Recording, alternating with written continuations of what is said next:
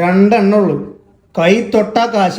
ഒന്ന് ദേ കപ്പെറിന് കപ്പും പൊട്ടിച്ച് ചായം പോയി.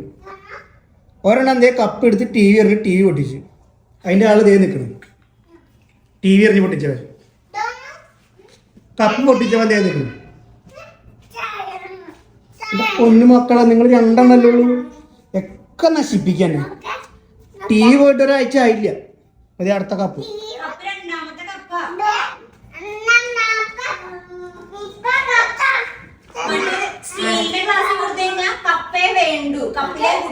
ധനനഷ്ടം മാത്രമേ ഉള്ളൂ ഇവിടെ, ധനനഷ്ടം.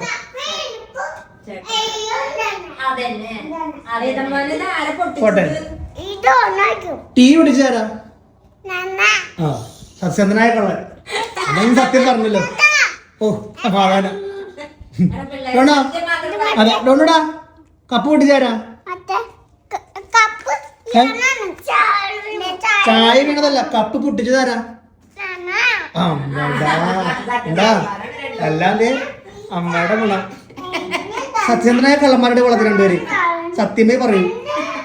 അവൻ പറഞ്ഞേ കപ്പിന് ചെറിയ പൈസ ഉള്ളോ, അത് പപ്പ മേടിച്ചോളൂ, നീ പൊട്ടിച്ചിട്ട് ടി വി ആന്ന്. കപ്പ് 5 രൂപ ഉള്ളോ, ടി വിക്ക് അതല്ല. മനസ്സിലായോ? ആ ടി വി എറിഞ്ഞ് പൊട്ടിച്ചാണ് കപ്പ് എറിഞ്ഞ് പൊട്ടിച്ചാൽ ഉപദേശിക്കണം.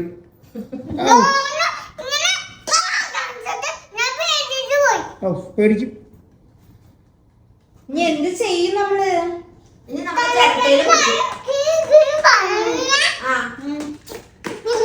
സ്റ്റീൽ കപ്പിന് കൊടുത്തിട്ടാണ് ടി വി എറിഞ്ഞ് പൊട്ടിച്ചത്. ഇനി ഇവർക്കും വല്ല മണ്ണ് കൊടുത്തിട്ടായിരുന്നു. ചിരട്ടയുടെ കപ്പ് കൊടുക്കണം, ചിരട്ട.